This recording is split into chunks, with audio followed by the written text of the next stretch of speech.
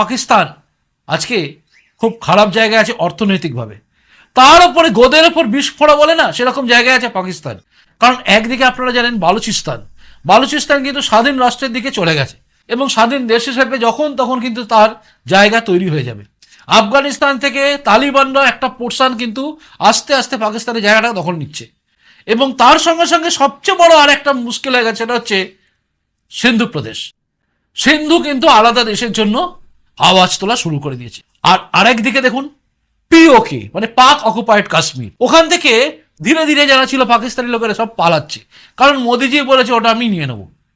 মোদিজির এই বক্তব্য যখন তিনি বলেছেন যে ওই জায়গাটা আমরা নিয়ে নেব, অনেকদিন আগে অমিত শাহজি বলেছিলেন যে পাকিস্তান অকুপাইড কাশ্মীর যেটা আছে সেটা আমরা নেব, আপনারা জানেন।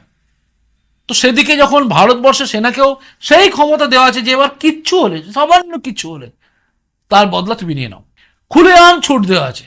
সেই ছুট দেওয়ার জায়গায়, এবং তার উপরে রাশিয়ার সঙ্গে যে চুক্তি হয়েছে সেই চুক্তি অনুযায়ী S-500 দিকে যাচ্ছে ভারতবর্ষ, এবং S-400 মানে যেটা সুদর্শন চক্র, সেই সুদর্শন চক্রের আরও উন্নত ভার্সন মানে S-500 তৈরি হচ্ছে, এবং তার সঙ্গে সঙ্গে S-400 মতো অস্ত্র যাতে ভারতের বুকে তৈরি হয় সে চেষ্টাও চলছে।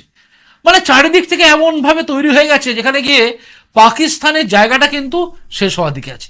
কারণ পাকিস্তানের মধ্যে থাকা জঙ্গিরা কোনোদিন শেষ হবে না। মনে রাখবেন, একটাও পাকিস্তানি বেঁচে থাকলে তারাই ভারতের দিকে যুদ্ধ করার চেষ্টা করবে।